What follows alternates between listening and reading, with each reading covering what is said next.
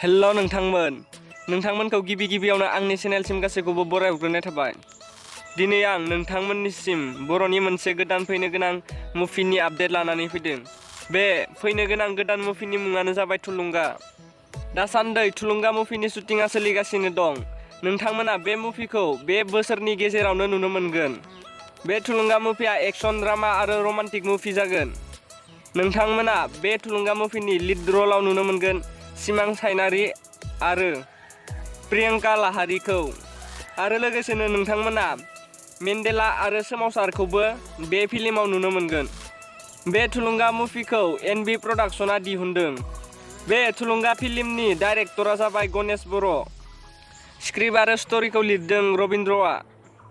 डिअपिआ जाबाय रबिन।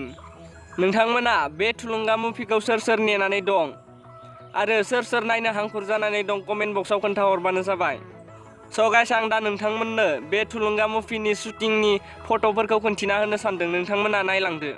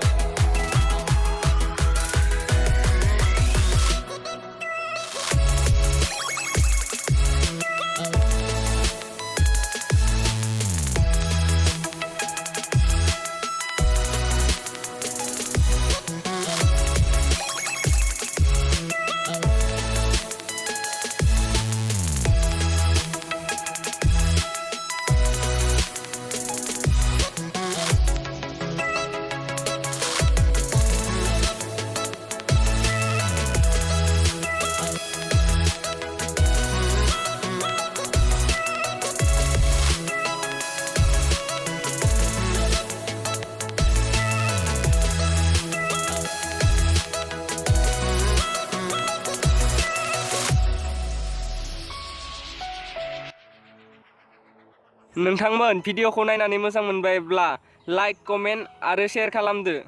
आरो नोंथांमोना बेफोरबादिनो गोदान आपडेट भिडिअ नांबाय थागौब्ला आंनि चेनेलखौ साबस्क्राइबजों लोगोसे बेल आइकनखौ अलाव थुनानै ला। मानोना आं नोंथांमोननो बेफोरबादिनो आपडेट भिडिअ लाबोबाय थागोन। नोंथांमोन, दिनैनि भिडिअआ बेखिनियानोसै। नोंथांमोनखौ नेक्स्ट भिडिअ लोगो मोनलायगोन। दिनैनि थाखाय बाय।